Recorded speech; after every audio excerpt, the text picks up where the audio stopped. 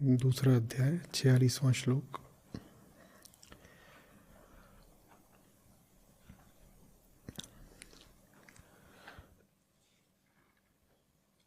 धरती यदि पूरी तरह जलाप्लावित हो जाए, जल में डूब जाए, जलमग्न हो जाए, तो उसके बाद जल प्राप्ति के लिए किसी का भी छोटे कुएं, सरोवर, पोखर से जितना प्रयोजन रह जाएगा, आत्मविद ब्राह्मण का फिर वेदों से मात्र उतना ही सरोकार बचता है। कुछ बात आत्मज्ञान के बारे में बता दी, कुछ वेदों के बारे में बता दी, और कुछ बता दिया कि वर्ण व्यवस्था क्या चीज़ है और उसमें ब्राह्मण कहलाने का अधिकारी कौन है। तो वेद रास्ता दिखाते हैं, विशेषकर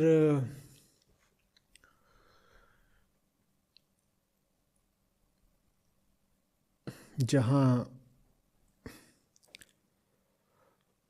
वो पाते हैं कि कोई व्यक्ति ऐसा है जो अंतर्गमन का इच्छुक नहीं है या अंतर्गमन के योग्य नहीं है, उसके लिए विधियां बतलाते हैं।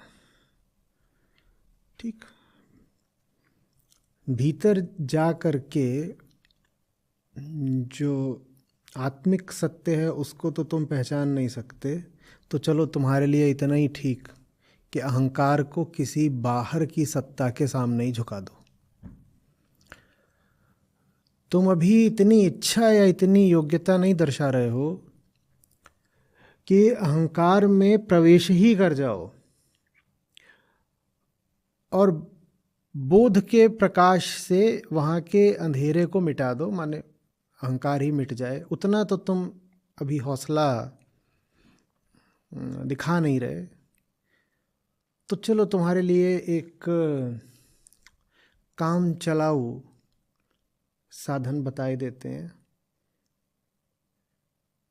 मिटा नहीं सकते अहंकार को तो थोड़ा झुका ही दो, नमित हो जाओ। नमित फिर किसके सामने होना बता देते हैं वेद?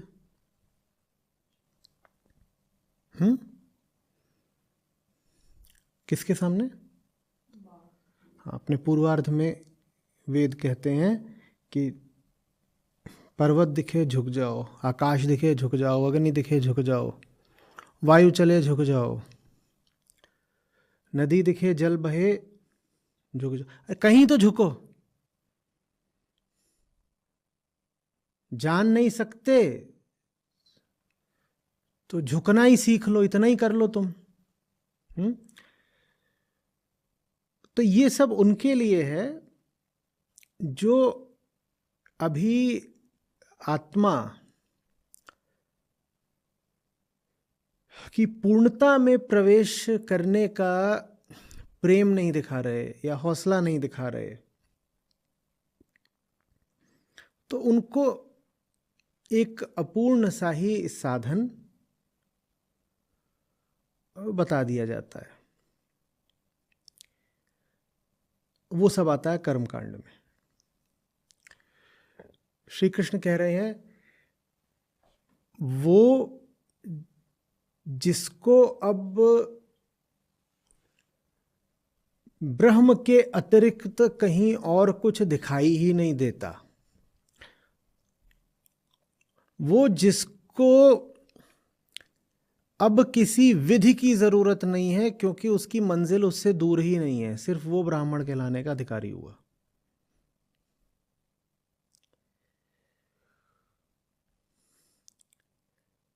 ब्राह्मण वो जिसे अब किसी से बचने की जरूरत ही नहीं, क्योंकि उसे कोई दूसरा दिखाई ही नहीं दे रहा, उसके लिए सर्वत्र ब्रह्म मात्र है। बोलो वो पूजा भी करे तो अब किसकी करे? पूजा करने के लिए भी कितने चाहिए कम से कम? कैसे पूजें?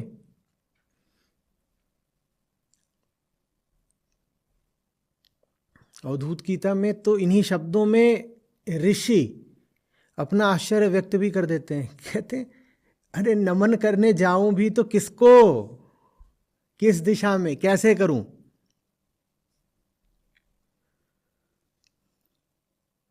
संभव नहीं रहा।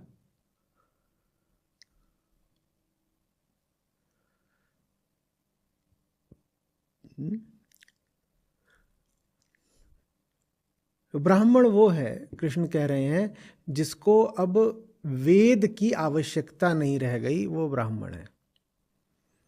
जिसको वेदों से बहुत प्रयोजन बचा ही नहीं, वो ब्राह्मण है।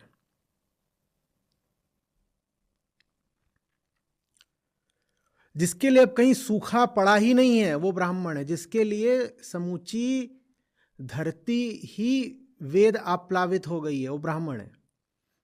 उसको किसी विशिष्ट जगह पर नहीं जाना होता वेदों को खोजने के लिए। वो जहां होता है वेद वही होता, वो अपने आप में एक वेद है।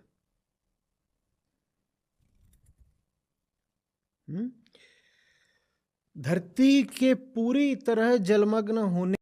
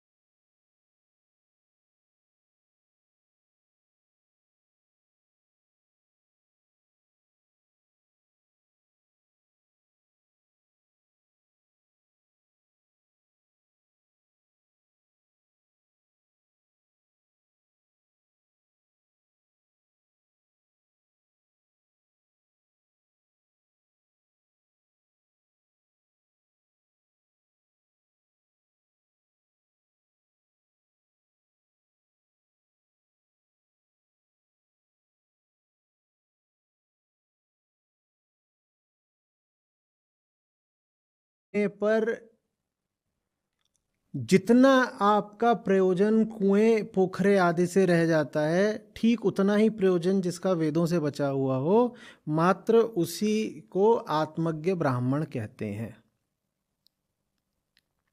इससे ये भी स्पष्ट हो जा रहा है कि ब्राह्मण होना कहीं से भी शरीर की या जन्म की, कुल वंश खानदान इत्यादि की तो बात नहीं हुई ना, नहीं हुई ना।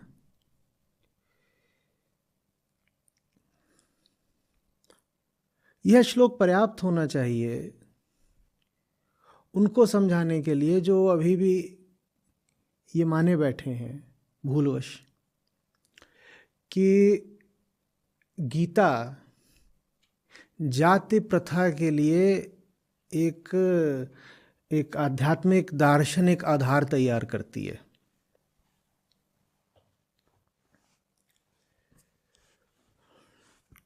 लोगों ने गीता को ही खारिज कर दिया।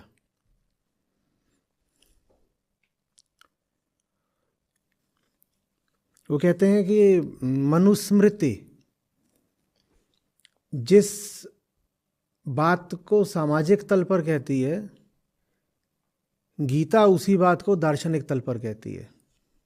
वो यहाँ तक कहते हैं कि गीता ने अगर जाति प्रथा का समर्थन नहीं किया होता तो मनुस्मृति आ ही नहीं सकती थी। उल्टा है ना, शायद जिसने गीता समझी हो, जो वेदांत जानता हो, वो सबसे अच्छी स्थिति में होगा जाति आदि को खारिज करने के लिए। कैसे कोई गीता वेद या वेदांती शरीर के आधार पर किसी के स्थान का, कर्म का, सम्मान का, मूल्य का निर्णय कर लेगा? कैसे कर लेगा? यहाँ तो सारी बात ही यही हो रही है कि तुम्हारी चेतना का स्तर क्या है, तुम्हारे प्रेम में गहराई कितनी है। और ये सब बातें तो चुनाव की हैं ना, और जाति चुनाव की बात होती नहीं, जाति तो मजबूरी की बात होती है। जैसे हम जानते हैं जाति को, जो जन्मगत जाति होती है, जो जात से जाति होती है, पैदा होने से जाति मिलती है, तो एक मजबूरी की चीज़ है। गीता मजबूरियों का यशोगान करेगी क्या? गीता में तो लगातार अर्जुन को क्या बोला जा रहा है? चलो बेटा काम करो। और अर्जुन कह रहे हैं मैं मजबूर हूं, मैं हाथ नहीं उठ रहा। और कृष्ण कह रहे हैं नहीं, मजबूरी वगैरह कुछ नहीं, सही चुनाव, सार्थक कर्म, यही धर्म।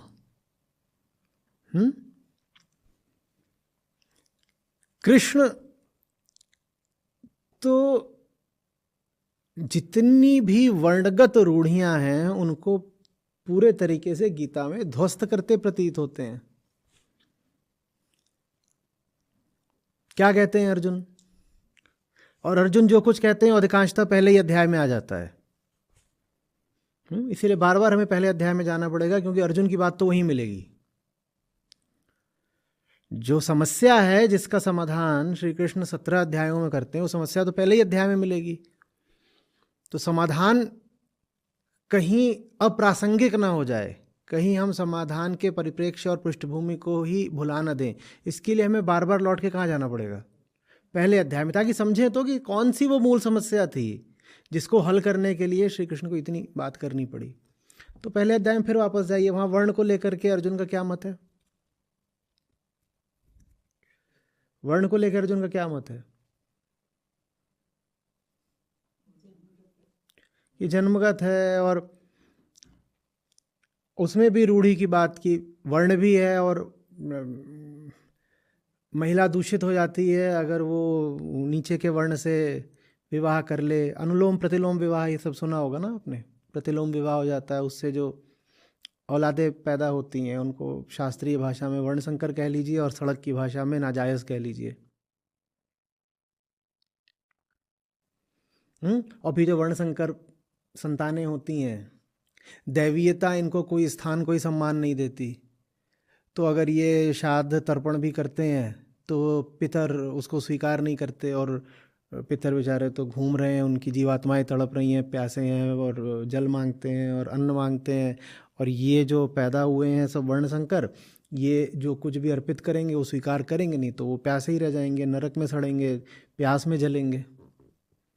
ये अर्जुन के, तो अर्जुन तो पूरे तरीके से उसी वर्ण व्यवस्था के प्रतिनिधि प्रतीत हो रहे हैं जैसी हम आज देखते हैं व्यवहार में, जैसी हम आज देखते हैं, अर्जुन आज से 4-5 हज़ार साल पहले भी लग रहा है जैसे उसी की बात कर रहे हैं, और कृष्ण उसको ध्वस्त कर रहे हैं बात को। तो गीता कहाँ से जाति प्रथा की समर्थक हो गई भाई? हाँ, आगे आते हैं, 1-2 श्लोक आते हैं, जब आएंगे तो उनकी भी हम बात कर लेंगे, जिनका हवाला देकर कहा जाता है कि ये देखो श्री कृष्ण यहाँ पर कैसी बात कर रहे हैं। हम समझेंगे कैसी बात कर रहे हैं, लेकिन वो बातें भी समझने के लिए पहले ये जो दूसरे अध्याय का 46वां श्लोक है, इस तरह के कई श्लोक आते हैं, उनको ध्यान में रखना ज़रूरी होगा।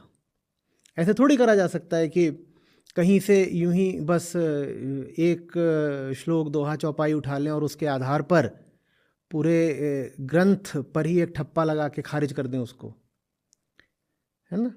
तो अगर आपको समझना ही है कि वर्ण या जाति के बारे में, पहली बात तो वर्ण और जाति एक होते नहीं, पर मान लीजिए काम चलाओ तौर पे हम कह दें भी कि एक है, तो अगर आप में समझना ही है कि वर्ण या जाति को लेकर के श्री कृष्ण का मत क्या है, तो पूरी गीता में जितनी भी जगह पर उन्होंने वर्ण की बात करी है, या जन्म की बात करी है, स्थान की, या मनुष्य की श्रेष्ठता की बात करी है, वो सारे श्लोक हमको एक साथ देखने पड़ेंगे ना। सबको एक साथ रखो, फिर देखो कि कुल मिला करके इसमें से श्री कृष्ण का क्या नज़रिया उभर के आ रहा है।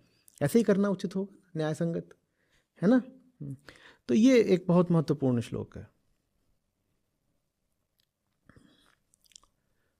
और जो लोग अपने आप को ब्राह्मण बस इस नाते बोल देते हैं कि हाँ पैदा हो गए हैं और पिताजी ब्राह्मण है, माँ है, तो उनकी तो रीढ़ पे चोट कर रहे हैं श्री कृष्ण, सीधे तोड़ ही देंगे, खड़ा नहीं रहने देंगे।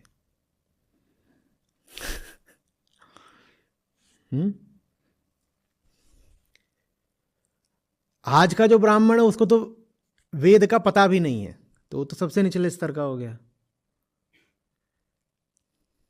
ठीक है। उनके घरों में जाइए तो क्या लग रहा है आपको, वहाँ पे वेद रखे होंगे? कुछ नहीं, वेदों से तो कोई मतलब भी नहीं, वो तो सबसे ही निचले स्तर का हो गया। फिर एक ब्राह्मण आएगा जिसको वेदों से कुछ मतलब है। श्री कृष्ण कह रहे हैं वो जो सबसे निचले स्तर का है वो तो है ही नहीं ब्राह्मण, जिसको अभी वेदों से प्रयोजन है वो भी नहीं है ब्राह्मण। ब्राह्मण वो है जो वेदों का अब अतिक्रमण कर चुका है, जो वेदों को सीढ़ी की तरह इस्तेमाल करके अब आकाशवत हो गया है। जमीन से, जमीन माने पृथ्वी, पृथ्वी माने प्रकृति, प्रकृति से सीढ़ी लगी है, और सीढ़ी का क्या नाम? वेद। और चढ़ गया चढ़ गया चढ़ गया चढ़ गया सीढ़ी पे, और आकाश में पहुंच गया, और सीढ़ी उसने जो छोड़, कह अब सीढ़ी का क्या करना, अब तो हम आकाश में मिट गए, आकाश क्या करेगा सीढ़ी का। तो ये तो छोड़ दो कि वेदों से कोई नाता कभी नहीं रखा, ये भी नहीं है कि वेदों को अभी पकड़ कर बैठे हो, और अभी पकड़ कर बैठे हुए हो तो अच्छे साधक कहला सकते हो, अच्छे साधक कहला सकते हो। पर श्री कृष्ण ने ब्राह्मण होने के लिए जो कसौटी रख दी है, जो मानदंड रख दिया है, बड़ा कठिन रख दिया है, बड़ा ऊंचा रख दिया है। वो कहते ब्राह्मण वो है जो वेदों को पी गया, पचा गया, अब उसे पढ़ने की जरूरत नहीं है। वेद अब जिसकी रग रग में प्रवाहित हो रहे हैं वो ब्राह्मण है। जो वेदों को भूल भी गया, क्योंकि अब वेद उसकी देह बन गए। परसों रात को क्या खाया था, क्या खाया था? नहीं, क्यों नहीं याद है? क्या खाया था? अब समझ गए ब्राह्मण कौन है। और भूलना बिल्कुल जायज है ना, क्योंकि जो खाया था अब उससे कोई प्रयोजन नहीं रहा। दूसरे शब्दों में कह दें तो उससे अब इतना प्रयोजन है कि वो बन गया है मेरी वाणी, वो बन गया मेरी दृष्टि, वो बन गया मेरी चेतना। समझ में आ रही है बात? जो चीज दूर की होती है वो याद रहती है, जो अपनी हो जाती है, अपनी भी नहीं, जो हम ही बन जाते हैं, जो चीज आत्मिक हो जाती है वो स्मृति में नहीं शेष रहती। ब्राह्मण वो है जिसकी स्मृति में अब वेद नहीं बचे। लाओ त्सु के बड़े सुंदर कथन हैं स्मृति को लेकर के। वो कहते हैं अगर अभी शब्द बचे हुए हैं किसी चीज के लिए तो उस चीज से बहुत दूर हो। कहते हैं अगर अभी स्मृति में है कोई चीज तो उस चीज से बहुत दूर हो। कृष्ण कहते हैं ना कि मैं तो कितने ही बार आकर के गीता का उपदेश दे चुका हूं, बस पता नहीं है तुम्हें, और मैं हर बार आता हूं तो अलग अलग नाम से आता हूं, अलग अलग जगह से आता हूं। लाओ त्सु को भी कृष्ण ही उपदेश दे करके आए थे, हमें पता नहीं है। वो चीनी कृष्ण थे भाई। कृष्ण ने थोड़े ही क्या रखा है कि मुझे एक ही राष्ट्रीयता में बंधना है। नहीं तो लाओ त्सु को कैसे बात पता चल जाती गीता की? लाओ त्सु ने तो ऐसा कोई कहीं कोई इशारा या प्रमाण मिलता नहीं कि गीता पढ़ी थी। पर लाओ त्सु जो बात बोल रहे हो बिल्कुल यही है। दूसरा अध्याय 46वां श्लोक कह रहे हैं अगर प्रेम शब्द तुम्हारे जेहन में है तो तुम प्रेम जानते नहीं। तुमको अगर लगता है कि तुम आध्यात्मिक हो तो अध्यात्म से अभी कोसों दूर हो। और वही बात यहां कृष्ण कह रहे हैं वो ब्राह्मण जिसको अभी वेद याद हैं उसका वेदों से सच पूछो तो कोई रिश्ता नहीं। स्मृति से मिटने चाहिए। स्मृति में जो है वो लगता है कि आपके निकट है, असली बात यह कि अगर कुछ अभी आपकी स्मृति में है तो आपसे बहुत पराया है।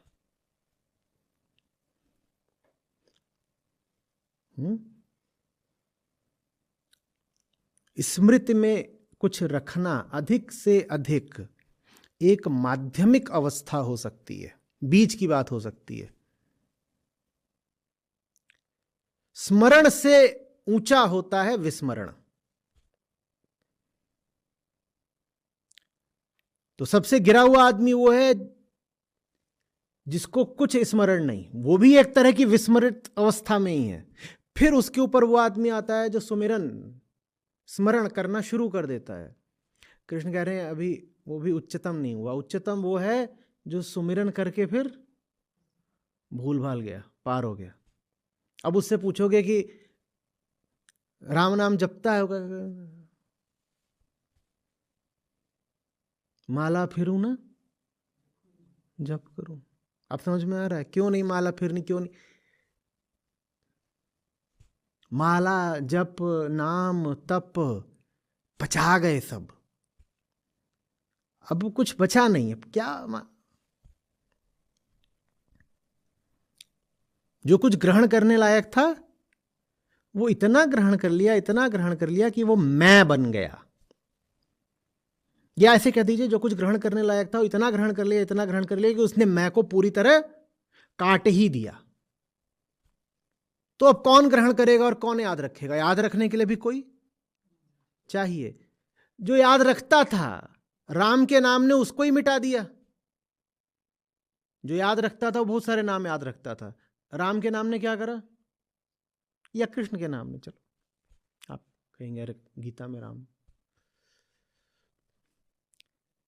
जो याद रखता था राम के नाम ने क्या करा? उसको, उसी को मिटा दिया। तो अब वो राम का नाम भी कहां से याद रखे? उसकी मजबूरी।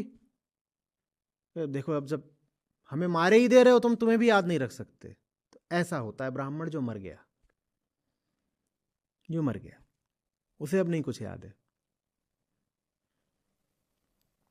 पर याद रखिएगा कि विस्मरण सबसे ऊंची अवस्था तो होती ही है, सबसे नीचे की अवस्था भी होती है।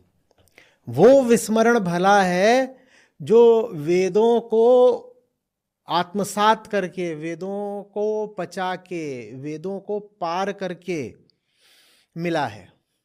ये ना हो कि आप कहें कि मैंने तो वेद कभी पढ़े ही नहीं इसलिए मैं ब्राह्मण हूं। श्री कृष्ण यही तो बोल गए हैं कि जिसको वेदों से कोई प्रयोजन नहीं रह गया वो ब्राह्मण है।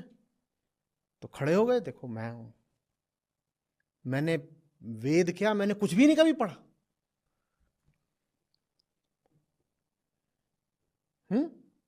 मैं इस लायक ही नहीं था कभी कुछ पढ़ सकूं,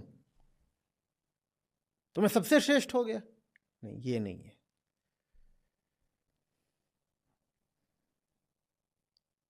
अगर आपने सही पढ़ा है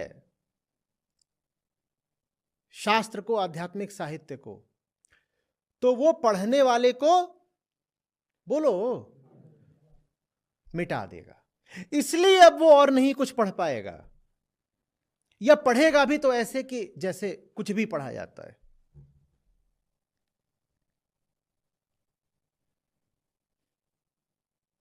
कृष्णमूर्ति बैठ के जासूसी उपन्यास पढ़ा करते थे, वो भी एकदम साधारण किस्म के, जैसा आम आदमी पसंद करता है, सस्ता जासूसी उपन्यास। कह रहे महाराज, इतना अद्भुत विश्व साहित्य है, कुछ भी पढ़ लो, ये क्या, हमें यही पढ़ना।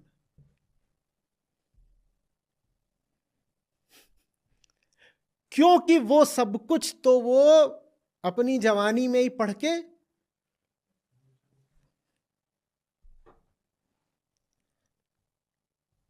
मरे हुए को क्या मारोगे?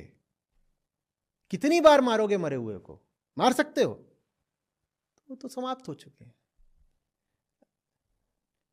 शास्त्र तो जहर होते हैं ना, तो आपको मारने के लिए दिए जाते हैं, खाओ जहर खाओ। अब जहर खा खा के मर ही गया, अब क्या करेगा जहर खा के?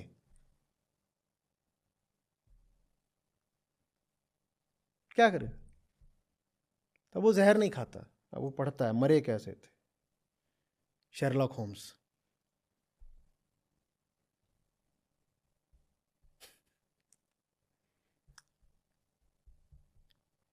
समझ में आ रही बात?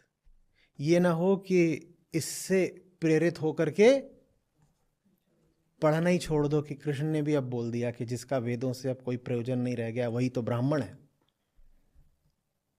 कह रहे असली गीता वाला, कृष्ण वाला ब्राह्मण बनने का मौका मिला है। कैसे? सारा शास्त्र त्याग दो। वैसे भी आजकल जितने सब घूम रहे हैं विद्वान बन करके, उनकी सीख ही यही है, क्या? पढ़ना नहीं। और देखो बिल्कुल सही बोलते थे, कृष्ण भी यही बोल रहे हैं। यहां पर कृष्ण बोल रहे हैं कि सीखने के लिए तुमको वेदों के पास जाना पड़ता था, क्योंकि अभी तुमने वेदों से सीखा नहीं था। अगर वेद तुम पर सफल हो गए हैं तो तुम जीवन से सीखना शुरू कर दोगे। पर तुम कहो कि वेदों से सीखे बिना जीवन से सीखना शुरू कर दोगे तो ये नहीं हो पाएगा तुमसे। जीवन भी गुरु या शिक्षक हो सकता है, पर तब जब पहले तुमने शास्त्रों से और गुरुओं से सीख लिया हो, फिर वो तुम्हें इस लायक बना देते हैं कि अब तुम्हें किसी गुरु की जरूरत नहीं है, जाओ और जीवन से ही सीखते रहो।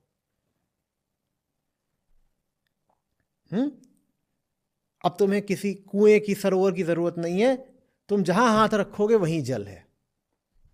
जीवन ही तुम्हें सिखा देगा प्रतिपल।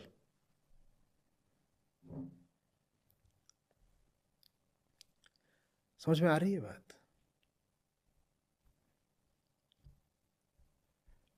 इस पूरी प्रक्रिया का जो वर्ण व्यवस्था की जो पूरी प्रक्रिया है, उसमें खास तौर पर जो ब्राह्मण है वो एक उपक्रम जैसा लग रहा है, एक प्रोजेक्ट जैसा, कि जैसे पूरी मानवता में से छांट कर, मानवता में छान कर ऐसी चेतना को निर्मित किया जा रहा हो जो ऊंची से ऊंची हो, और ऊंचाई के लिए बड़े कठिन मानदंड तय किए जा रहे हो, बहुत जबरदस्त शर्त रखी जा रही हो। तो पहली तो शर्त ये कि सारा ज्ञान तुम्हें मिला हो। देखो वेद माने यही नहीं कि जो वैदिक साहित्य है, कि आप कहते हैं कि 4 वेद हैं, उनमें कुल मिलाकर के लगभग 20,000 मंत्र हैं, तो जो ये 20,000 हैं इन्हीं को वेद कहते हैं। नहीं, वेद का अर्थ होता है ज्ञान। सब ज्ञान वेद है।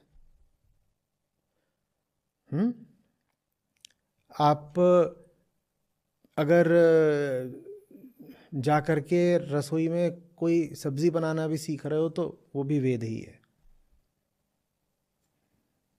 तभी तो वेदों में सब प्रकार की चीजें आती हैं। उस काल में जितनी भी तरह का ज्ञान मनुष्य के हाथ था वो सब कुछ वेदों में संकलित संग्रहित कर दिया गया। तो नक्षत्रों का ज्ञान भी उसमें डाल दिया, संगीत का ज्ञान भी डाल दिया, और बताओ कितनी बातें, जिस भी तरह का ज्ञान था वो सब लाके, ज्ञान है भाई, जो भी ज्ञान है, एक हम पूरा ज्ञान कोश तैयार कर रहे हैं, इंसाइक्लोपीडिया तैयार कर रहे हैं, वो सब पूरा वेद में आ गया।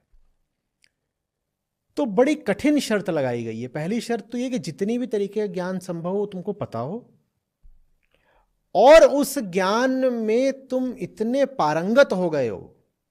पहले तो तुम्हें उस ज्ञान के पारायण होना पड़ेगा, फिर इतने पारंगत होना पड़ेगा कि तुम्हें उस ज्ञान की आवश्यकता न बचे, तब तुम ब्राह्मण कहलाने के अधिकारी हो। जैसे जैसे जैसे जो पूरी व्यवस्था हो धर्म की, उसका उद्देश्य ही हो कि एक चेतना, निखरी हुई चेतना निकल करके आए। जब मैं बोल रहा हूं तो मुझे नीचे याद आ रहे हैं। इन्होंने कहा था कि ये जो पूरी प्रक्रिया है विकास की, जो पूरी धारा बह रही है प्रकृति की, ये बह ही इसीलिए रही है कि इंसान बेहतर से बेहतर होता जाए। जैसे प्रकृति भी तलाश रही है किसी अति मानव को, मानव से श्रेष्ठ मानव, अति मानव।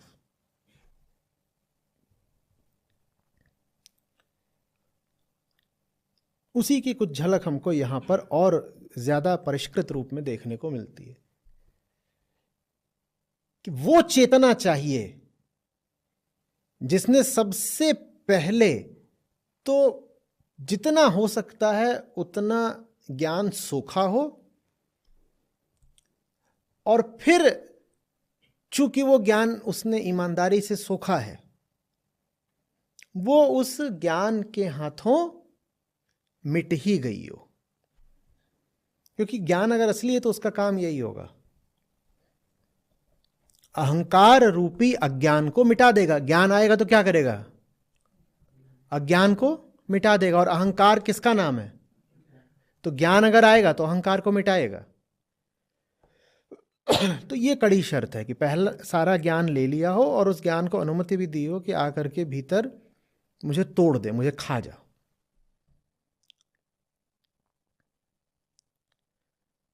समझ में आ रही है बात?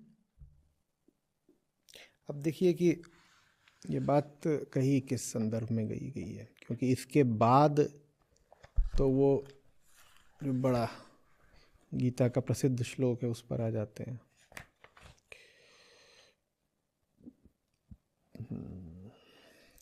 इससे ठीक पहले क्या बोल रहे थे? याद करो, त्रैगुण्य विषया वेदा निस्त्रैगुण्यो भव अर्जुन। वेदों से आगे जाओ, वेदों से आगे जाओ। अर्जुन को क्यों बार बार बोलना पड़ रहा था कि वेदों से आगे जाओ? क्योंकि अर्जुन जो वैदिक नैतिकता है, जो वैदिक कर्मकांड है और जो सामाजिक संस्कृति है जो वेदों का अवलंब लेती है, उसको पकड़ करके कृष्ण का विरोध कर रहे थे। तो श्री कृष्ण बोले छोड़ो ना, वेदों से आगे जाओ तुम। और वेदों का कितना महत्व है वो बताने के लिए उन्होंने अगले श्लोक में बात कही है। कह रहे वेदों का महत्व इतना ही है कि वो तुम्हें आगे जाने में सहायता दे दें। वेद अंत नहीं है, वेद माध्यम है, वेद अंत नहीं है। तुम्हें वेदज्ञ नहीं बनना है, तुम्हें आत्मज्ञ बनना है।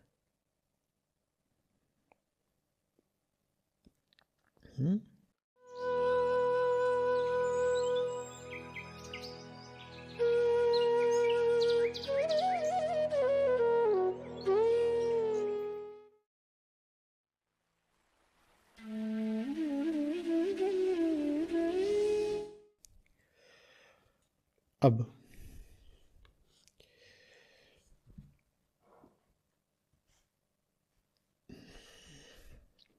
47वां श्लोक। कर्म पर ही तुम्हारा अधिकार है, कभी भी फल में नहीं है, माने कर्म फल में नहीं है। तुम कर्मफल की आशा से कर्म मत करो और अकर्मण्य हो जाने में भी तुम्हारी पर प्रवृत्ति न हो जाए। कर्म में अधिकार है, कर्म फल में नहीं। कर्म की आशा, फल की आशा से कर्म मत करो और न ही अकर्मण्य हो जाओ तुम। क्या कह रहे हैं? वैसे तो सबसे प्रसिद्ध श्लोक है, सबको ही पता है क्या कह रहे हैं, पर हम जरा बिल्कुल शून्य से मौलिक रूप से विचार करते हैं कि कृष्ण कह क्या रहे हैं। और हम देखते हैं कि जिस प्रकार पूरी बात का, देशना का, श्लोकों का बहाव रहा है, उससे क्या प्रतीत होता है कि कृष्ण किधर को जा रहे हैं।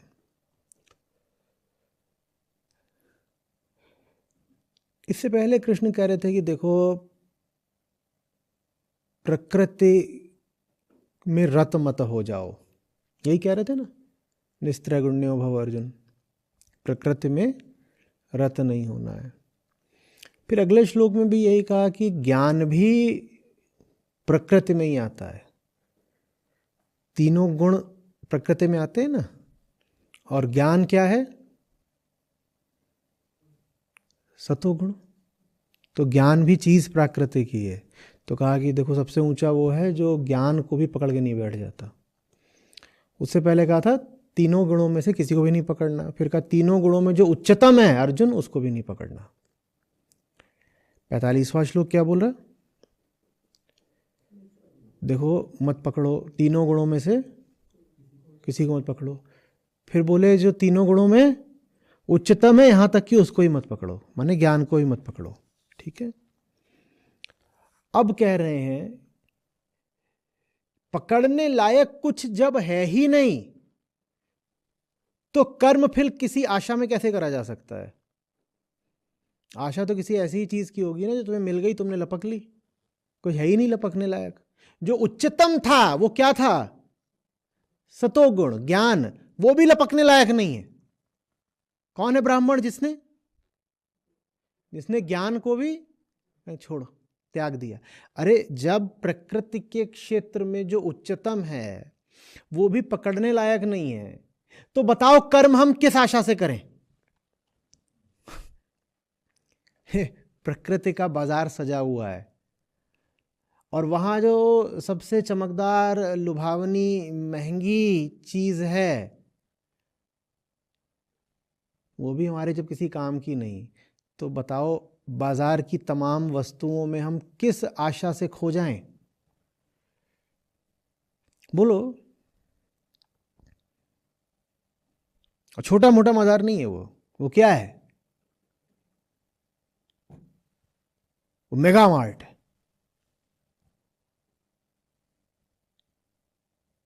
अनंत बाजार है।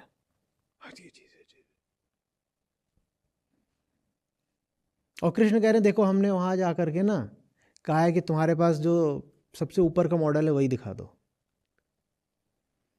जो तुम्हारे पास सबसे महंगी चीज है वही बता दो। तुम छोड़ो कि तुम्हारे पास 70 लाख अलग अलग विविध प्रकार की वस्तुएं हैं ही तुम्हारे पास। अपना टॉप एंड दिखा दो तुम। वो ले आई, ये देखिए, प्रकृति लेके आई है। वो क्या है? क्या नाम है उसका जो प्रकृति लेके आई है? सबसे ऊपर की चीज क्या? ज्ञान। अब कृष्ण बोलते हैं ये भी नहीं चाहिए, तो अब क्या करें? अब रुक करके जो और नीचे की चीजें हैं उनको टटोलें, तलाशें, परखें? कुछ बचा क्या? अरे, ज्ञान वो है जो बाकी नीचे की सब चीजों पे भारी है। प्रकृति में जो कुछ भी है सब पर क्या भारी? और कृष्ण ने तो ज्ञान को ही बर्खास्त कर दिया। बोले ज्ञान भी कोई आखिरी चीज नहीं है, ज्ञान का इस्तेमाल कर लेना, ज्ञानी मत बन जाना।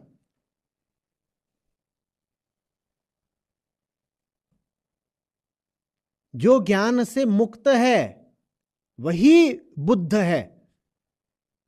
अगर अभी ज्ञान पकड़ के बैठे हो तो बोध नहीं होगा। ज्ञानी होना और बोधी होना तो बहुत अलग अलग बातें हैं। ज्ञानी कुछ होता है और बोधी वो खाली होता है, कुछ नहीं होता। जो ज्ञान से खाली हो गया उसको बोध है। ज्ञान ऐसा है जैसे निर्णय, जैसे सिद्धांत, और बोध ऐसा है जैसे समझ। ज्ञान होने का मतलब है कि मामला अभी खुला हुआ है, मुकदमा अभी चल रहा है, और बोध का मतलब है फाइल बंद हो चुकी है, मुकदमा निपट चुका है, अब क्या याद रखोगे। ज्ञान का मतलब है किसी चीज का प्रकृति में अभी कुछ महत्व है, इसीलिए वो हमको स्मरण है। और बोध का मतलब है कहीं कुछ याद रखने लायक नहीं है, हम सब भूले हुए हैं। ज्ञान का मतलब है तुम अभी भी प्रतिभागी हो क्योंकि तुम ज्ञानी हो ना। और बोध का मतलब है कि यहां कुछ है ही नहीं जिसमें हम प्रतिभागिता करें, तो हम अब क्या हो गए, साक्षी हो गए भाई। ज्ञान का मतलब है ज्ञान के खोने का अभी डर बना भी रहेगा, और ज्ञान का मतलब है कि अभी और पाने की लालसा भी रहेगी, क्योंकि ज्ञान कभी पूर्ण तो हो नहीं सकता, प्रकृति अनंत है। ज्ञान प्रकृति के अंतर्गत ही है, प्रकृति अनंत है, तो ज्ञान भी कभी पूर्ण नहीं होगा। जितना मिला है उतना भी खो सकता है, स्मृति में था भूल गए तो। और कोई आपसे श्रेष्ठ ज्ञानी भी आ सकता है, आपको 5 बातें पता है, उसको 7 बातें पता है। बोध का क्या मतलब है, खाली, हराओ हमें, हराओ। अब फिर लाओ त्सु चुआंगसु मुझे याद आ गए। उनके यहां एक पहलवान था, किसको याद है कहानी, तुम्हें याद है क्या।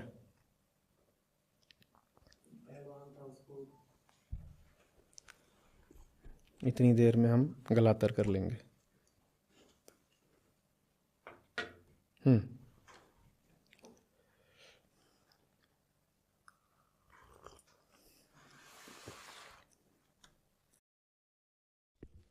उसको लड़ने के लिए तैयार करा, और फिर जब वो लड़ने गया तो कोई था नहीं सामने, और खुद से ही मतलब वो एम्प्टी स्काई से ही लड़कर आ गया वापस। ऐसी कहानी थी। ये नहीं है, मतलब उसी दिशा की है, ऐसा नहीं है। कैंप में वहाँ पे करी थी, क्या कहते हैं जिसमें वो जहाज बना था, वो उस वाले कैंप में करी थी, मुक्तेश्वर में।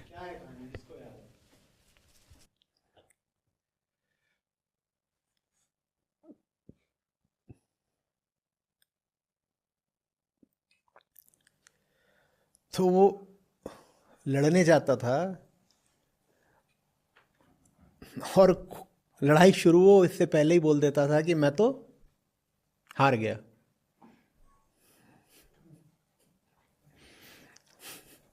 तो उसके बारे में फिर कहा जाता है कि उसको आज तक किसी ने हराया नहीं।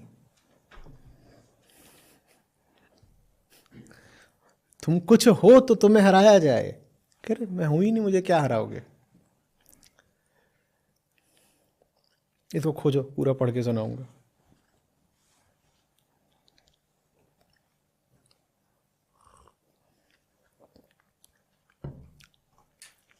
समझ में आ रही है बात कुछ।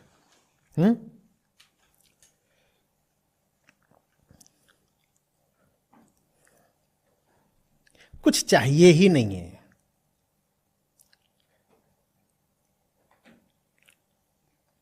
तो फिर प्रश्न उठता है कि कुछ करें ही क्यों। कृष्ण कहते हैं खबरदार ये बोल मत देना। ठीक वैसे जैसे कर्म फल में लिप्सा नहीं है, अकर्मण्यता में भी लिप्सा ना हो जाए। तुम बस करते रहो, तुम बस करते रहो। होगा कैसे, ये प्रश्न ही तुम्हें तब तक ही उठ रहा है जब तक कर्म फल में तुम्हारी लिप्सा है। नहीं तो जो उचित है बस करो। नहीं, पर बिना फल की किसी कल्पना के, किसी आशा के कैसे करें? तो छोटा मोटा काम करोगे तो नहीं कर पाओगे। बिल्कुल ठीक कह रहे हो। बिना फल की आशा के तो तभी कर सकते हो जब जो कर रहे हो वो काम ही बड़ा जबरदस्त है। जब जो कर रहे हो वो सीधे सीधे आत्मा की अभिव्यक्ति है। सिर्फ तब ये होगा कि फल की आशा शेष नहीं रहेगी। ये कृष्ण कोई आपको नीति का नियम नहीं पढ़ा रहे हैं कि एक काम करो, कर्म करते चलो और फल की आशा तो रखो मत। ये कोई पॉलिसी नहीं हो सकती, ये कोई सिद्धांत नहीं हो सकता जीवन का। साधारणतया कर्ता जैसा होता है और जिस तरह के वो कर्म चुनता है उसमें ये संभव ही नहीं है कि कर्म किया जाए और फल की आशा ना रखी जाए। तो ज्यादातर लोग जो कहते हैं कि हम तो कर रहे हैं, फल की आशा नहीं रख रहे, वो वास्तव में सिर्फ झूठ बोल रहे हैं। ये पाखंड है। वो फल की आशा निश्चित रूप से है। हो सकता है उन्हें स्वयं भी ना पता हो कि उन्हें फल की आशा है, ये है संभव, लेकिन आशा हो ही ना, ये नहीं हो सकता। क्योंकि आशा न रखना कोई नीति की बात नहीं है। आपके पास चुनाव आशा के तल पर नहीं है कि आप कहें कि मैं अब ये चुनाव कर रहा हूं कि मैं फल की आशा नहीं रखूंगा। नहीं, आपके पास चुनाव का अवसर और पहले है और वहीं पर है, बाद में नहीं है। हाँ, आपके पास चुनाव का अवसर है कि कर्म क्या चुन रहे हो, उससे भी पहले, थोड़ा और पहले जाइए। आप कौन हो? आप कौन हो? तीन चीजें होती हैं ना। सबसे अंत में क्या आता है? कर्म फल। उससे पहले क्या आता है? और उससे पहले कौन आता है? कर्ता। तो आपके पास चुनाव का अवसर कहां पर है? आप हो कौन? कोहम। लोग कहते हैं मैं कौन हूं, बात मत करना, क्योंकि मैं बहुत सड़ी हुई चीज हूं, उसकी बात करोगे चोट लगती है, बदबू उठती है। मैं कर क्या रहा हूं उसकी बात मत करना, क्योंकि मैं करूंगा तो वही ना जो मैं हूं, तो उसकी बात मत करना। हम तो बस एक चीज की बात करेंगे कि श्री कृष्ण बोल गए हैं कि फल की चिंता मत करो, तो हम कहते हैं हम फल की चिंता नहीं करते। नहीं, देखिए साहब, हम फल की चिंता तो करते नहीं है। कितना आया? फल वल की हम चिंता नहीं करते। इधर कोने में देखा रहा कितना हुआ, और जहां पता चले कि कुछ कम हुआ वहां रे देखना जरा डॉक्टर भाटिया को, कुछ तबीयत सी खराब लग रही है।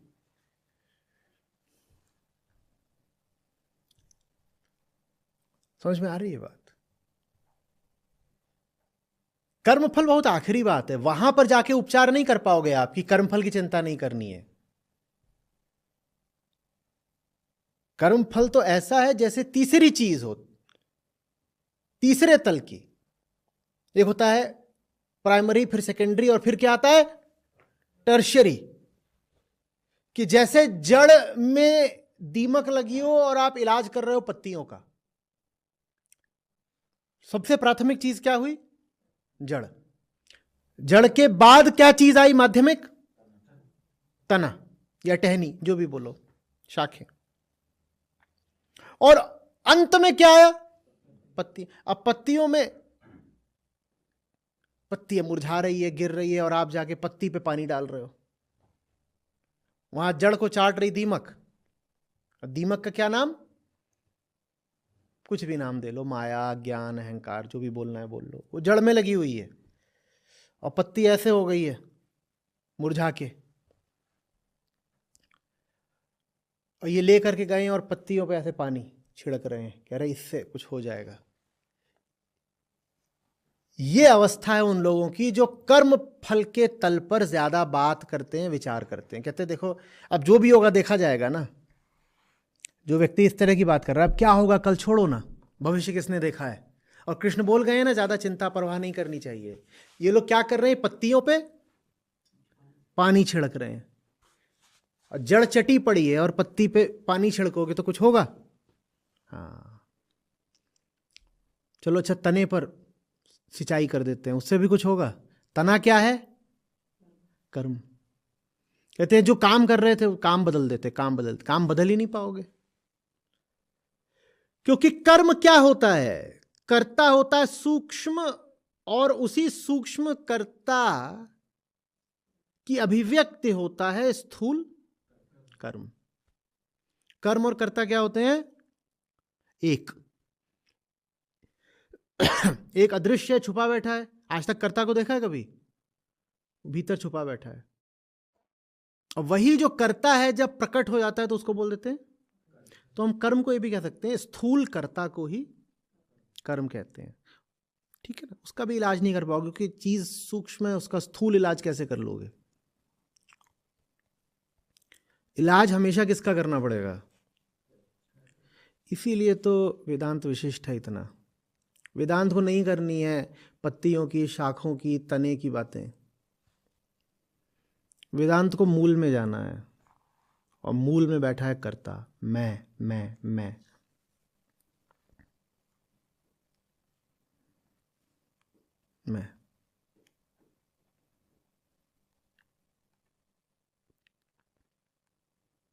काश कि अर्जुन की जगह कोई थोड़ा और सूक्ष्म मन सामने होता तो कृष्ण ये भी नहीं बोलते कि कर्मण्येव अधिकारस्ते। वो ये नहीं कहते कि कर्म पे अधिकार है, कर्म फल पर अधिकार नहीं, ये भी बोल दिया उन्होंने। वहां तक तो ठीक है कि पत्ती को मत सींचो, लेकिन आगे ये बोलते हैं कर्म पर अधिकार है। क्योंकि अर्जुन स्थूल कानों वाले व्यक्ति हैं ना, तो उनको बोलना पड़ रहा है ये अधिकार। कोई एकदम सूक्ष्म शिष्य सामने खड़ा होता तो क्या बोलते कृष्ण? किस पर अधिकार है? कर्ता पर। क्योंकि अधिकार वास्तव में कर्म पर भी नहीं है। आप कर्म पे अधिकार रख पाते हो क्या? चलो प्रश्न पूछता हूं, आज ही जो कर्म आपके लिए आवश्यक थे सब करके आए हो? और सुबह जब उठे होगे तो ये तो नहीं बोला होगा कि बेईमानी करूंगा, चोरी करूंगा या आलस करूंगा। यही तो कहा होगा कि जितने आज के कर्म है सब निपटाऊंगा। कर्म माने मैं कह रहा हूं आपके जो कर्तव्य है, कर्तव्य कर्म, वो तो सब कितने जिन्होंने करे हैं। है कर्म पर अधिकार? चाहते हो कि कर्म पूरे कर ले, हो पाते हैं क्या? कितना भी संकल्प कर लो, कर्म पूरे हो पाते हैं? यहां कौन बैठा है जो अपने संकल्पित कर्मों को पूरा कर लेता है? बोलो, हाथ उठा दो। कौन कर लेता है? तो क्यों कर्मों पर भी अधिकार नहीं दिखा पाते हो? कृष्ण तो बोल रहे हैं कर्मण्य अधिकारस्ते, कर्म पे अधिकार है। मैं कह रहा हूं कर्म पर भी नहीं है अधिकार। बताओ ना कहां है कर्म पर अधिकार? तुम में से एक आध अभी सो जाएगा, सो कैसे गए?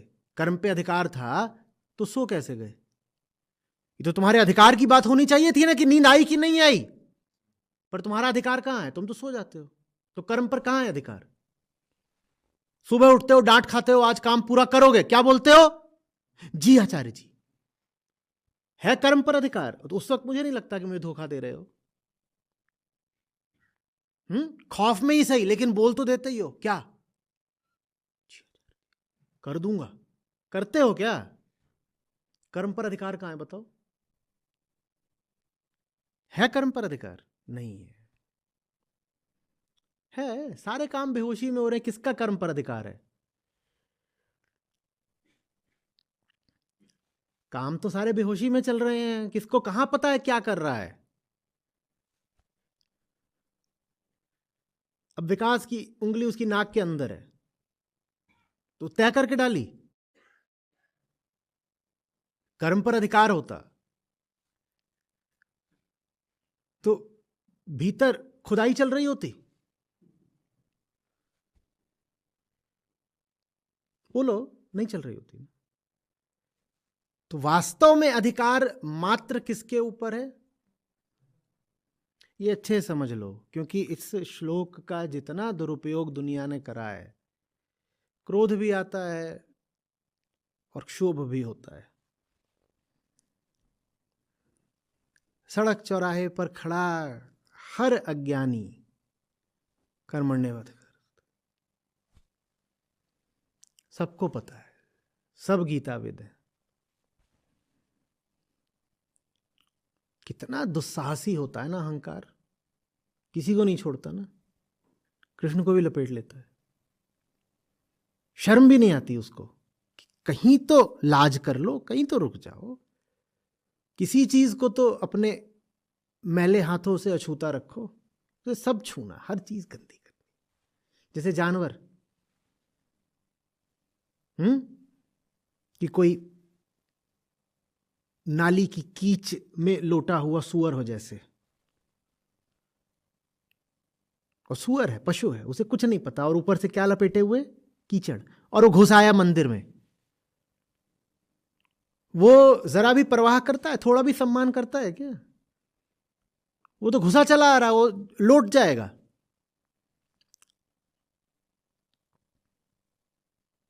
दरी बिछी हुई है मंदिर में, वो क्या बोलेगा, ये बढ़िया है, मैं यहीं पे लौट जाता हूं।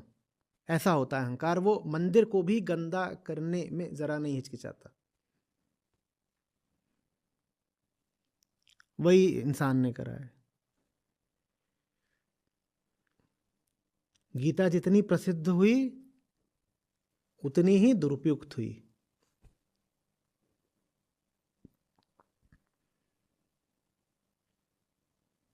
छोटी सी छोटी चीज के लिए लाइसेंस लगता है। गीता पे हाथ रखने के लिए कुछ नहीं।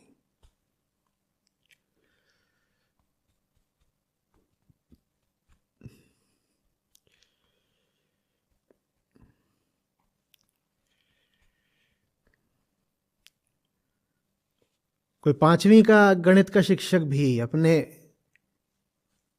छात्रों को गलत गणित बता दे तो नौकरी से हाथ धोएगा, है ना? और यहां गीता गलत बताई जा रही है, और गीता का महत्व लेकिन 12 के पहाड़े जितना भी नहीं है। क्यों साहब? कोई गणित का शिक्षक हो, वो बोले 12 पंजे 50 और धरा जाए तो 2 दिन बाद उसकी नौकरी का क्या होगा? बाहर। और यहां श्लोकों में अर्थ का अनर्थ चला ही आ रहा है, चला ही आ रहा है, और छाती ठोक के चला रहा है। यही नहीं कि मौखिक रूप से बोल दिया, उस पर किताबें छपवा रखी है लोगों ने, धड़ल्ले से खुलेआम अर्थ का अनर्थ कर रहे हैं, उसकी कोई सजा नहीं है। ये मानवता के अपराधी हैं जिन्होंने गीता के श्लोकों के साथ खिलवाड़ करा है।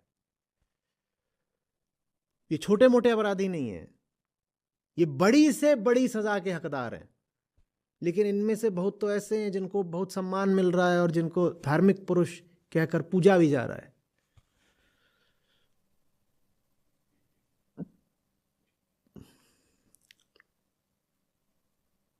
लेकिन वो बेचारे भी क्या करें? गीता को विकृत करना उनका कर्म है, और कर्म तो होता है कर्ता की छाया। जैसा करता है वैसा ही कर्म होगा। उनका तो कर्ता ही विकृत पड़ा हुआ है, तो कर्म तो विकृत हो ही जाएगा ना। कर्ता क्यों विकृत पड़ा हुआ है? क्योंकि वेदांत से कोई प्रयोजन नहीं। वेदांत ही अकेला जो बार बार कहता है कि सारे मुद्दे, सारे सवाल एक तरफ रखो भाई, एक ही सवाल है जो महत्वपूर्ण है। क्या बनकर सोच रहे हो, क्या बनकर चल रहे हो, क्या बनकर जी रहे हो, क्या बनकर कर रहे हो? कौन बैठा है भीतर जो मैं करता है? पहचान, परिचय बताओ जरा। उससे मतलब नहीं तो फिर कुछ भी उटपटांग कर्म होते रहते हैं, और वो सब उससे गाड़ी चलती रहती है।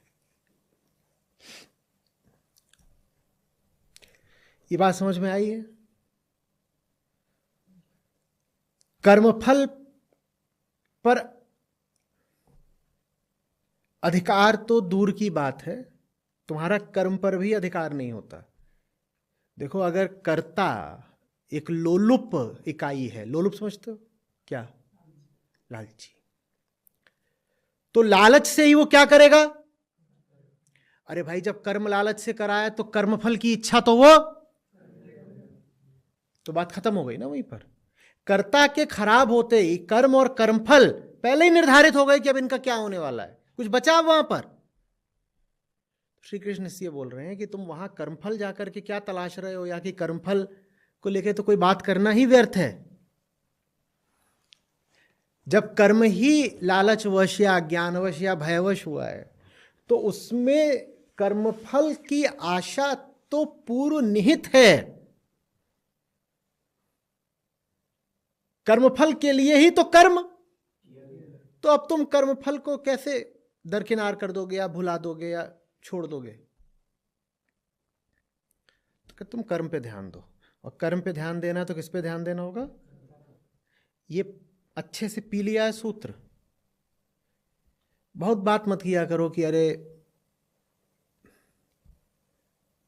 काम अच्छा करा था, परिणाम अच्छा नहीं आया। ये सबसे निचले तल की बकवास होती है, घटिया। मैंने तो काम अच्छा करा था, परिणाम अच्छा नहीं आया। ये किस तल की बात हो रही है? पत्तियों के तल की, पत्तियों के तल की है ना। काम तो अच्छा गया, मैं नहीं। फिर एक बात होती है, नहीं गलती हो गई, गलती से मैंने काम ही खराब कर दिया। वो जो सबसे नीचे की बात थी वो ये थी कि काम भी ठीक था, मैं भी ठीक हूं, बस परिणाम खराब आ गया है। ऐसे आप हम बहुत बात करते हो कि नहीं करते हो? मैं भी बढ़िया बंदा हूं और मैंने काम भी बढ़िया किया, जैसे राघव, मैं बढ़िया बंदा हूं, काम भी बढ़िया किया, वो तो परिणाम खराब आ गया है क्योंकि दुनिया नालायक है। आप लोगों को समझ में नहीं आ रहा मैं इंसान कितना अच्छा हूं, और मैंने काम तो बिल्कुल ठीक किया है। ये सबसे निचले तल का आदमी है।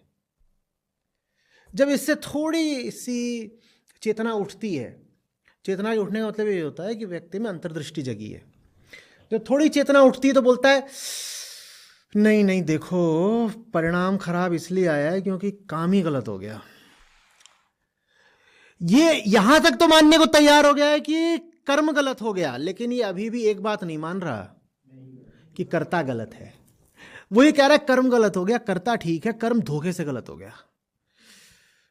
कहते ना, गलती से मिस्टेक हो गई। मैं बंदा बुरा नहीं हूं, धोखे से गलती, आदमी अच्छा हूं, संयोग से दुर्घटना से बुराई कर बैठा। ये उनसे बेहतर है जो कह रहे थे कि मैंने कुछ बुरा करा भी नहीं है, मैंने तो अच्छा ही करा, परिणाम देने वालों ने गलती कर दी है। मैं तो 100 नंबर का पेपर करके आया था, जांचने वाले ने 5 नंबर रख दिए हैं। ये व्यवस्था ही सड़ी हुई है। सुना है कि नहीं सुना है? पेपर तो बहुत अच्छा करा था, परिणाम अच्छा नहीं आया। वो सबसे निचले तल के लोग हैं। उससे ऊपर कौन हुए जो कहें कि पढ़ाई तो पूरी करी थी, बंदा मैं बढ़िया हूं, बस पेपर खराब हो गया। ये नहीं कह रहे हैं कि पेपर अच्छा हुआ था, मार्क्स अच्छे नहीं आए।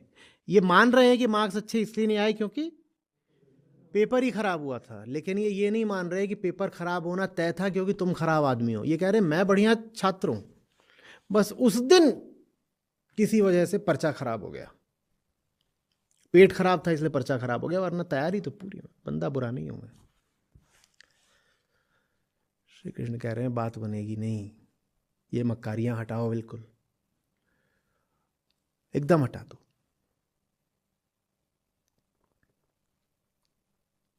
तुम इंसान ही ठीक नहीं हो।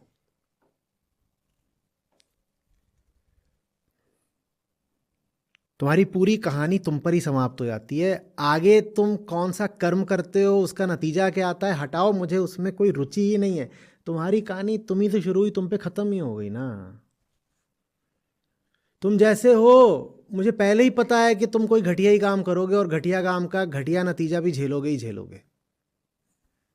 तुम्हारी कहानी तुमसे ही शुरू हुई, तुम पर ही खत्म हो गई। मैं जानने में कोई रुचि भी नहीं रखता कि तुमने किया क्या, और मैं ये जानने में ये तो एकदम ही उत्सुक नहीं हूं कि तुम्हें उसका परिणाम क्या मिला। बल्कि मुझे हैरत हो जाएगी अगर तुम कहोगे कि तुमने बड़ा अच्छा काम कर दिया, मुझे और ज्यादा आश्चर्य हो जाएगा अगर तुम कहोगे कि तुम्हें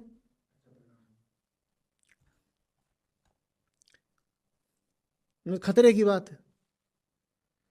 तुझ जैसे आदमी से अच्छा काम हो कैसे सकता है, तूने कर कैसे दिया, ये क्या माया है। और उसके बाद तू ये भी बोल रहा है कि बड़ा कल्याणकारी परिणाम आ गया। घोर कलयुग।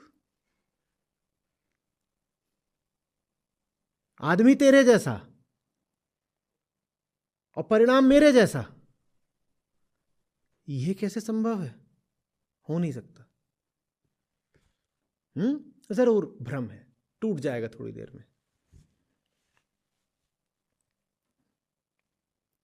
समझ में आ रही है बात।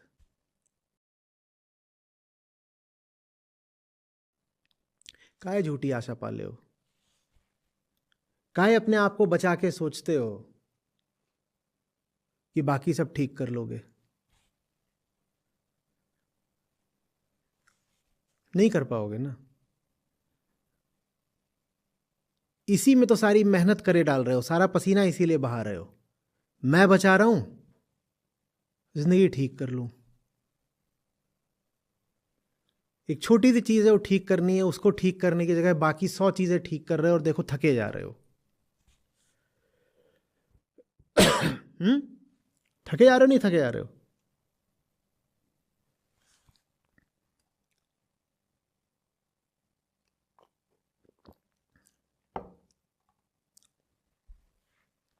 दस शून्य एक के बगल में एक रखे हुए हैं,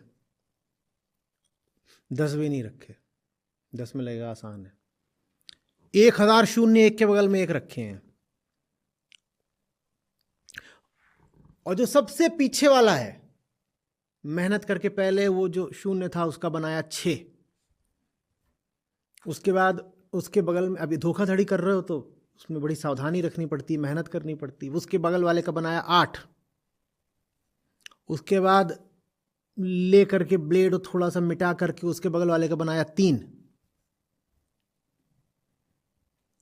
कितनी मेहनत करोगे, जीवन भर मेहनत करोगे। 1000 शून्य है, वहां तक पहुंचते रहोगे एक एक शून्य को बदलते हुए। श्री कृष्ण कह रहे हैं जो सबसे पहले चीज आती है ना, वहां एक एक खड़ा कर दो।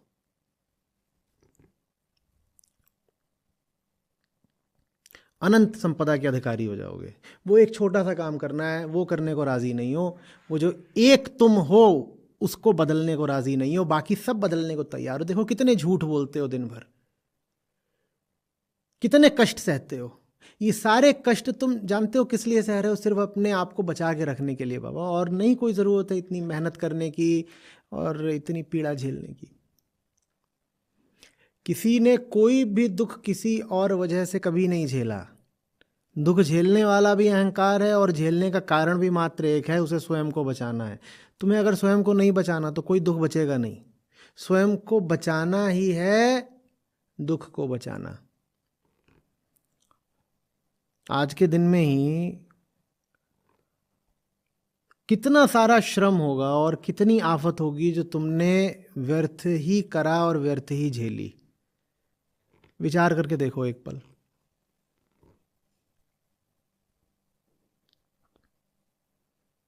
हम्म दिल कड़ा करके निष्ठा के साथ जो एक सही काम है वो कर देते, तो बाकी जो बहुत सारे काम करने पड़े नहीं करने पड़ते ना।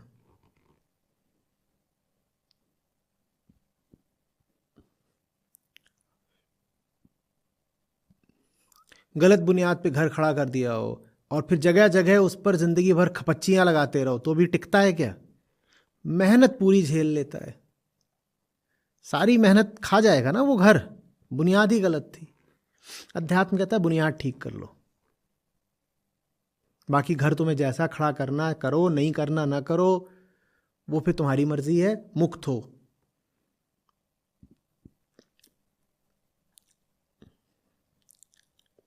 हम किस बुनियाद की बात कर रहे हैं? कर्ता, कर्ता, मैं, अहम। काहे झूठे बने फिर रहे हो?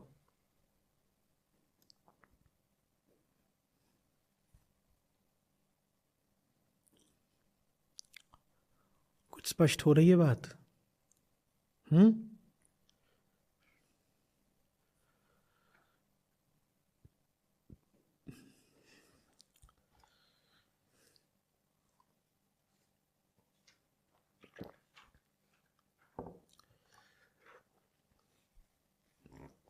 अभी बहुत हाल की बात है, एक मिले वो रो ही पड़े,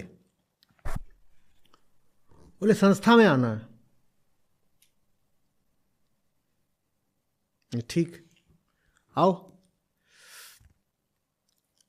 मजबूरी बहुत है कि क्या बात है, बंधा हुआ खर्चा है ₹1,00,000 का घर का, तो संस्था में तभी आ सकते हैं कम से कम 1.25 लाख 1.5 लाख मिले। और उनकी मजबूरी कम से कम उनके तल पर वास्तविक थी। आंसू, रूंधा हुआ गला।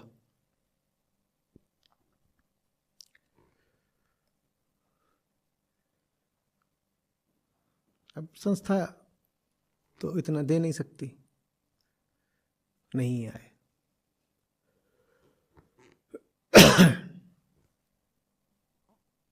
ले मैं पूरी मेहनत करूंगा, किसी न किसी तरीके से कोशिश करके मैं संस्था में आ ही जाऊंगा। और यह भी तो हो सकता है कि संस्था आगे बढ़े तो संस्था भी मेहनत करके इतनी सामर्थ्य कर ले कि मुझे अफोर्ड कर ले।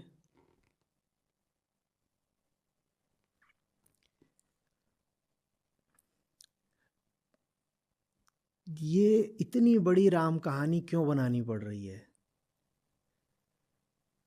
एक तुम्हें दिल कड़ा करके छोटा सा काम करना है, सब सुलझ जाएगा। कर्ता को ठीक कर दो। जानते हो यहां बात क्या है, कहां पे सारा मामला अटका हुआ है? 60,000 की किस्त पे एक मकान ले रखा है। अरे उस एक चीज को पकड़ने के कारण दुनिया भर की मेहनत करोगे और जो वास्तविक है उससे अपने आप को वंचित रखे रहोगे। कोई एक चीज हर व्यक्ति पकड़ के बैठा होता है। वो इसलिए मुझे बोलना पड़ रहा है क्योंकि मैं सीधे बोल दूं कि आप अहम को पकड़ो, अहम को पकड़ो, तो अहम तो बड़ी खुफिया सी अदृश्य सी चीज हो जाती है ना, कि किसको पकड़े किसको पकड़े। तो मैं एक प्रॉक्सी उठा रहा हूं। जैसे जादूगर पुराने होते थे, कहते थे उनकी जान एक तोते में, और तोता पिंजड़े में बंद है और जादूगर मर नहीं सकता, तोते को मार दो जादूगर। वैसे ही अहम वो तोता होता है जिसमें हमारी जान होती है। आपकी जान कौन है? आपकी जान कौन है? बस वो जहां तुम्हारी जान बैठी है ना, आजाद हो जाओगे। उनकी जान वो मकान में बैठी थी जिसकी वो 60-70 हजार किस्त दे रहे हैं।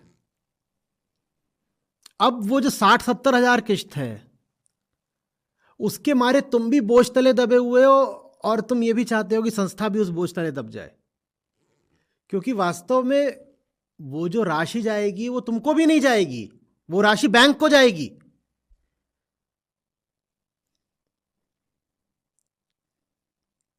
बात समझ में आ रही? तुम एक चीज पकड़ कर बैठे हुए हो जिसको तुम्हें बस देखना है कि पकड़ना आवश्यक नहीं है। उसको छोड़ते ही पूरी जिंदगी सुलझ जाएगी तत्काल, और उसको पकड़े रहोगे तो नहीं सुलझेगा। देखो कि किस तोते में तुम्हारी जान बंद है, समझ लो कि वही तुम्हारा सघन घनीभूत एकदम मैं है। क्या है वो तोता?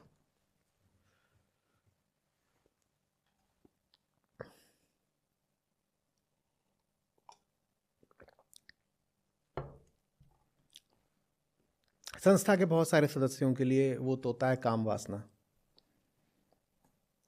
जो तुम जी लगा के काम नहीं कर पाते ना, उसकी वजह यही है। तुमको लगता है तुम जी लगा के काम करोगे तो यहाँ और रम जाओगे और गहरे बैठ जाओगे। ये जगह है ही ऐसी ना, सोख लेती है, यहाँ खो जाते हो। बड़ी सुंदर जगह है। अगर सावधान नहीं रहोगे, अगर इस जगह का बार बार विरोध नहीं करते रहोगे सक्रिय रूप से,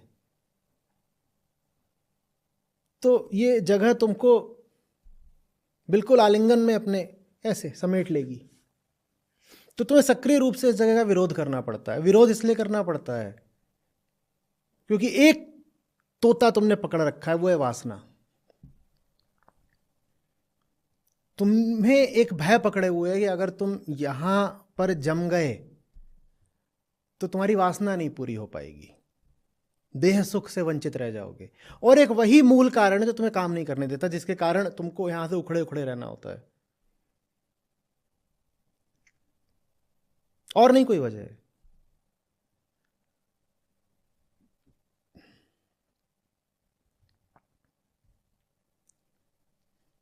अब तुम चाहो कि तुम्हारे कर्म अच्छे हो जाएं, कर्म कैसे अच्छे होंगे? मैं कौन है? कामी।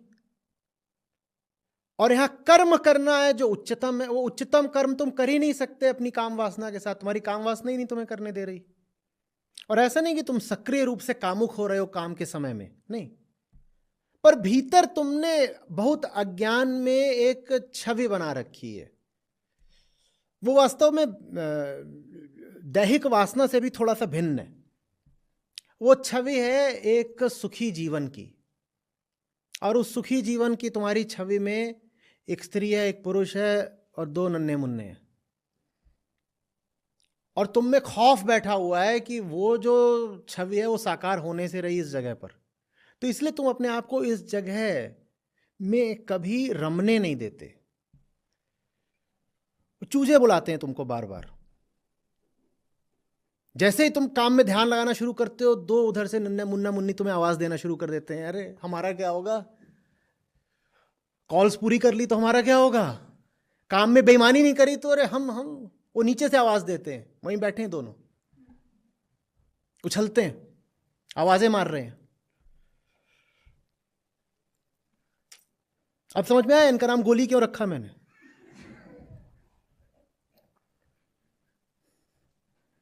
पूरा का पूरा व्यक्तित्व ही उस शब्द में समा जाता है, गोली। इतना बड़ा शरीर समा गया किसमें?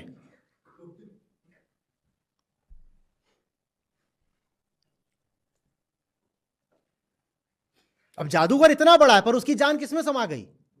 तोते में। तो ऐसे ही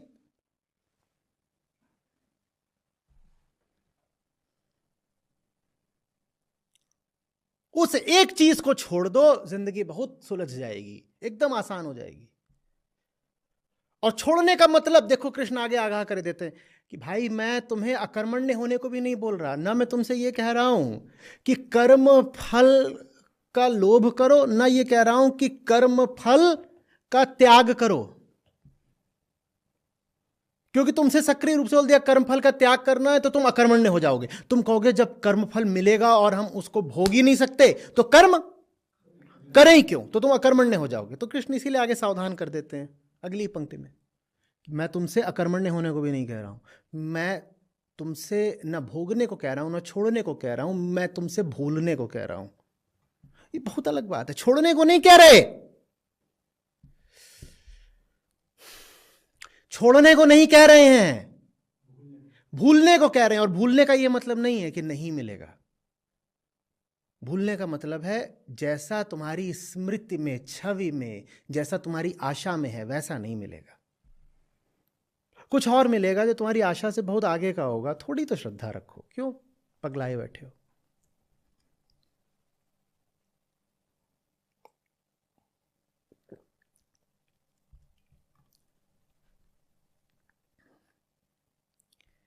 बहुत बहुत सूक्ष्म सूत्र है ये। इसको समझ जाएंगे तो पूरा कर्मयोग स्पष्ट हो जाएगा।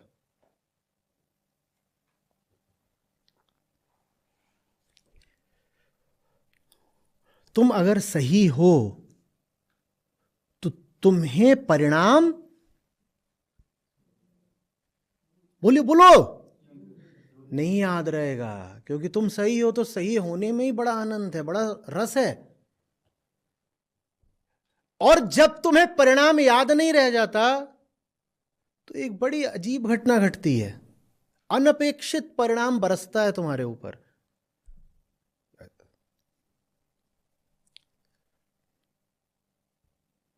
बाइबल में जीसस का आता है, वो कहते हैं जिनके पास नहीं है उनके पास जो है भी थोड़ा बहुत उनसे छीन लूंगा, जिनके पास है उन पे और बरसाऊंगा। जिसको नहीं चाहिए उस पे भरपूर बरसता है, और जो ऐसे भिखमंगा कटोरा लेके खड़ा रहता है वो कितना भी मांगे उसे कुछ नहीं मिलता। अब इसी बात को देसी में व्यक्त करिए। ये तभी तो आपको आगे बैठाया। यहाँ आगे की पंक्ति में अगली कतार में जो बैठता मेरे लिए बड़ा महत्वपूर्ण होता है, क्योंकि मैं दीवारों से नहीं बात करता, मुझे सामने एक जीवित चेतना चाहिए मैं जिससे संवाद करता हूँ। आप आगे बैठती हो बढ़िया मजा आ जाता है। बिन मांगे मोती मिले, मांगे मिले न भीख। मतलब अब समझ में आ रहा है इस बात का? संतों ने क्लिष्ट सूत्रों को बिल्कुल साधारण पार्थिव भाषा में व्यक्त कर दिया। इसका मतलब ये नहीं कि वो जो बात कह रहे हैं वो क्लिष्टतम सूत्रों से जरा भी निचले स्तर की है। समझ में आ रही है? बिन मांगे, उसी को और आगे बढ़ाओ, मोती सिर्फ बिन मांगे ही मिलेगा। और तुम मांग रहे हो, मांगना माने कर्म फल की आशा रखना।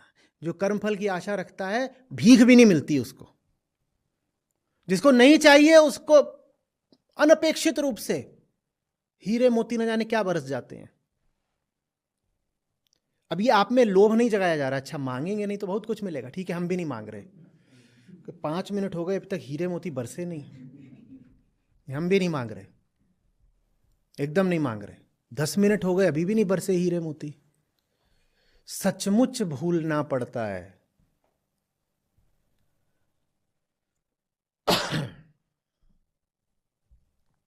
सचमुच भूलना पड़ता है।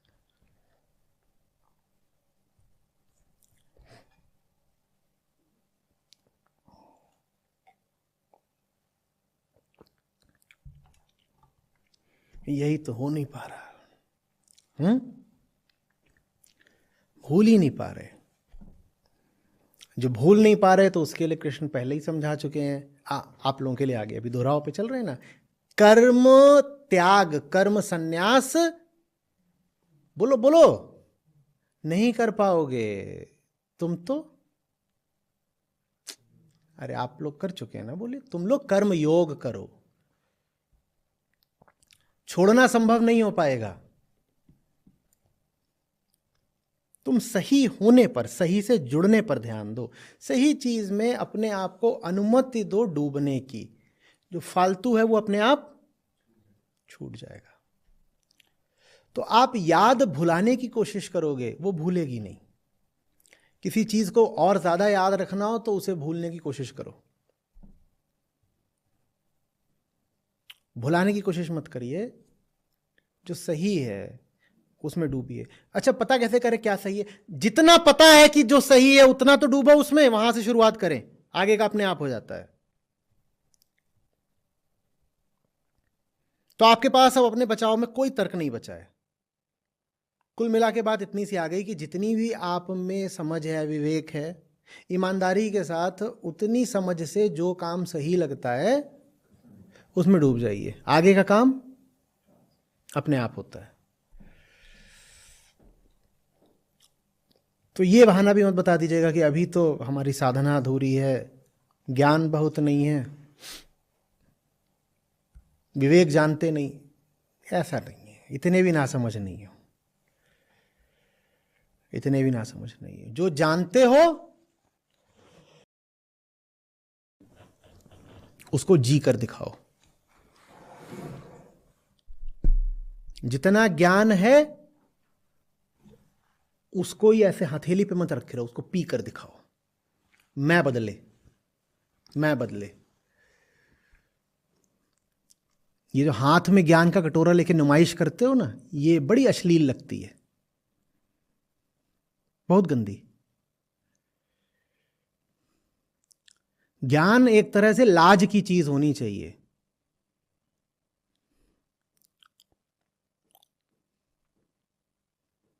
जैसे अपने हृदय को हर जगह खोल के नहीं दर्शाते चलते ना, जैसे अपने सब अंगों की नुमाइश नहीं करते चलते ना, वैसे ही ज्ञान भी कोई हाथ में रखने की चीज नहीं होती है। कि सब देख रहे हैं, सबको बता रहे हैं। ज्ञान को क्या करना होता है? पी जाना होता है। हाथ में रखे हुए हो बड़े अभद्र आदमी हो।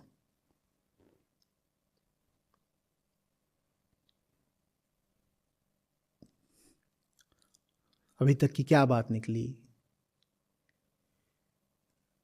मैं का बदलना जरूरी है, और मैं क्यों नहीं बदल रहा ये पहचानने के लिए हमने क्या कहा? देख लो कि जादूगर की जान किस तोते में है। चाहो तो 30 सेकंड का वक्त लेके अपने अपने तोते को याद कर लो।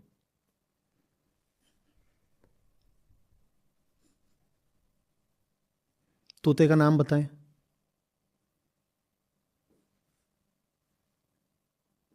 है ना? बस वहीं से सारा उपद्रव है। और उस उपद्रव को शांत नहीं करोगे तो बाकी आप कितना भी प्रयास करते रहो, 100 उपद्रवों को शांत करने का, कुछ नहीं मिलेगा। सबके अलग अलग तोते होते हैं।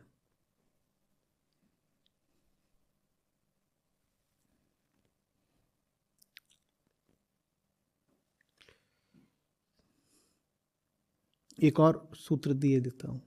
जो भी आपका तोता होगा वो कृष्ण का प्रतिस्पर्धी होगा। उसको कृष्ण से बहुत डर लगता होगा, क्योंकि आपकी जान होनी कहां चाहिए और है कहां, और तोता भी ये बात। तो देखिए, गौर करिएगा, आपके तोते को कृष्ण से डर लगता है कि नहीं लगता है? आपका तोता कृष्ण की खुली मुखालफत करता होगा, एकदम विरोधी होगा, है कि नहीं है?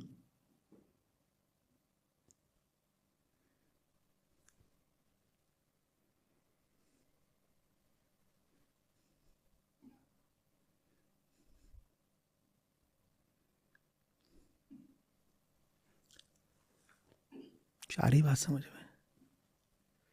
जिनको समझ में आ रही है उनके चेहरों पर भय की रेखाएं, जिनको नहीं समझ में आ रही है वो भी मुस्कुरा रहे हैं।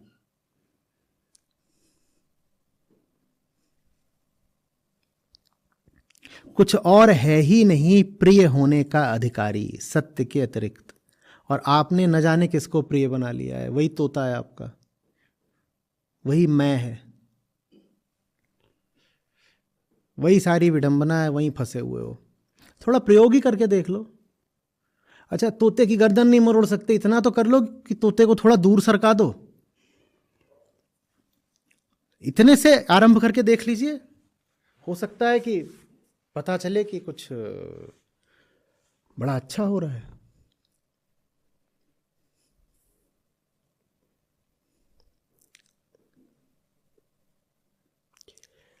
आ रही बात समझ में? तो कर्म कैसे चुने? कर्म मत चुनो। गलत सवाल पूछते हो बार बार। गीता वेदांत है, और वेदांत कर्म के प्रश्न पर विचार। वेदांत का एकमात्र प्रश्न क्या है? कर्ता। कर्म फल प्रश्न है क्या? कर्म भी प्रश्न है क्या? नहीं। कोई आके पूछे तो आचार्य जी अभी ऐसी ऐसी मेरी स्थिति है, इस स्थिति में बताइए करें क्या, तो मैं क्या बोलूं? 100 बार ये प्रश्न पूछा गया, मैंने हर बार क्या बोला है? तुम देखो ना कि तुम हो कौन। अब वो देख नहीं सकते क्योंकि कर्ता बैठा हुआ है भीतर, सूक्ष्म दिखाई नहीं पड़ता। तो मैं इसलिए बोलता हूं कि देख लो कि अभी तुम कर क्या रहे हो। जब मैं कहता हूं देख लो अभी तुम कर क्या रहे हो, इसके माध्यम से मैं उसे क्या दिखाना चाहता हूं? देख लो अभी तुम हो कौन, क्योंकि जो तुम अभी हो वही कर रहे हो। तो ये मत पूछो कि आगे क्या करें, ये देखो अभी क्या कर रहे हो, उससे तुम्हें पता चल जाएगा तुम क्या बने बैठे हो। वेदांत नहीं रुचि रखता है ये तुम्हें बताने में कि तुम क्या करो आगे, या क्या करो अभी, या जो भी। ये बेकार के प्रश्न है, क्योंकि कर्म होता है स्थूल और वेदांत है अति सूक्ष्म। सूक्ष्म से सूक्ष्मतम तक जो ले जाए उसको कहते हैं वेदांत। सूक्ष्मतम क्या है? आत्मा। सूक्ष्म क्या है? अहंकार। वेदांत कहता है तुम कौन हो, और तुम कहते हो ये सब हमें नहीं पता, हमें बताइए हम करेंगे।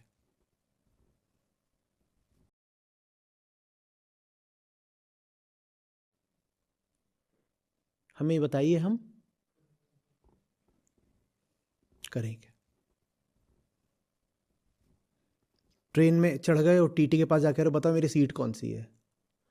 कह रहे तुम हो कौन, टिकट तो दिखाओ। कह रहे वो हमें नहीं पता, बताइए हम बैठे कहाँ। टीटी हो अगर कृष्ण जैसा तो फिर 2 ही मिनट के अंदर एक जगह बैठे नजर आओगे। कहाँ? प्लेटफॉर्म पे। कह रहे ये जानता नहीं कि है कौन और पूछता है बैठे कहाँ। वही हमारा हाल है।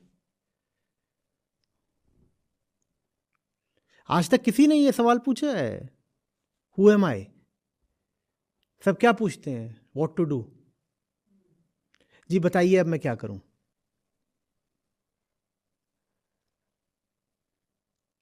अभी फिर पकड़ा जाएगा, आज फिर से नहीं काम करा होगा, तुरंत कहेगा माफ करिए गलती हो गई। किसकी बात कर रहा है? कर्म की ना। किसको बचा ले गया? ये थोड़ी बोलेगा कि कर्ता को जी जान से सुरक्षित रख रहा हूं। तोते से ऐसा मोह है कि उसको बिल्कुल ऐसे सीने से लगाए हुए हो। न हो वो तोता तो देखो कैसे शक्तिपुंज बन के उभरो तुम।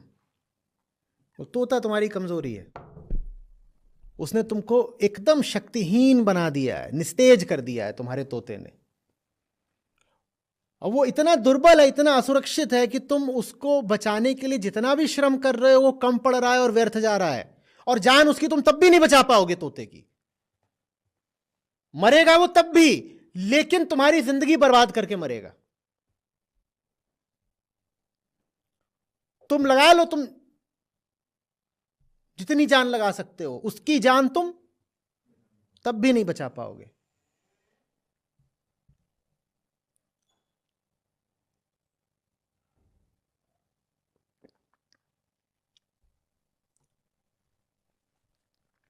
अब समझ में आ रहा है नित्य अनित्य का भेद ही विवेक क्यों कहलाता है, ताकि तुम जान पाओ कि कौन है जिसमें जान लगाना सार्थक होगा। अनित्य में जान लगाओगे भी तो अनित्य है, वो बचेगा नहीं। तुमने जो श्रम करा वो भी व्यर्थ जाएगा। नित्य ही है जिसमें तुम अपने आप को निवेशित कर सकते हो, लगा सकते हो। तुम कहां लगा रहे हो अपने आप को?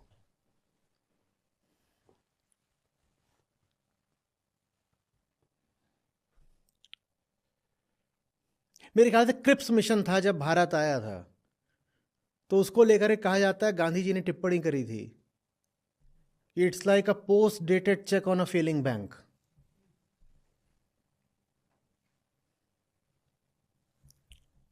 ऐसे ही हम है, एक ऐसा बैंक है जो दिन प्रतिदिन दिख रहा है कि बिल्कुल समाप्ति की ओर जा रहा है, और उसमें आपको क्या दिया गया है? एक भविष्य का चेक। और तो वैसे ही गिर रहा है, भविष्य में उसका क्या होगा? कुछ नहीं बचेगा उस बैंक में। लेकिन बस चेक है, तुम चेक लेके सोच रहे हो भविष्य में मैं इसको भुना लूंगा, इन कैश करूंगा। क्या मिलेगा?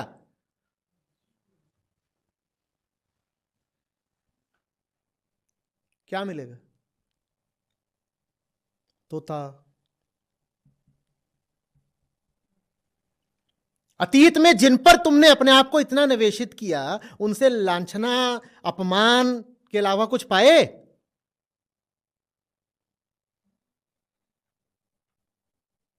समझ में नहीं आ रही लेकिन अभी भी बात। तुम्हें इन्वेस्टमेंट नहीं आता, तुम बहुत गलत जगह अपने आप को लगाते हो।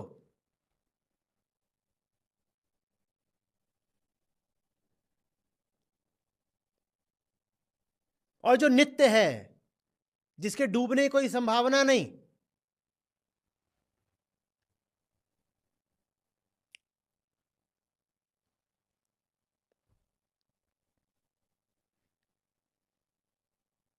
तो गुरु साहब गाते हैं, तन मन जे तो को दियो ता से नेहु न कीन। जहां दिल लगाना चाहिए था वहां तुम्हारा लगता ही नहीं। उधर को देखते हो तो तुम्हारी आंखें जरा भींजती नहीं। जो वास्तव में प्यार के काबिल है उसको लेकर के तुम में कोई भाव नहीं।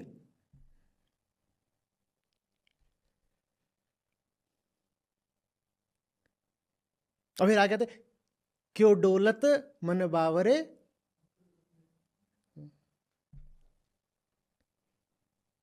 अब काहे को दीन बन के डोल रहा है? जो प्रेम लायक था उससे तो प्रेम किया नहीं,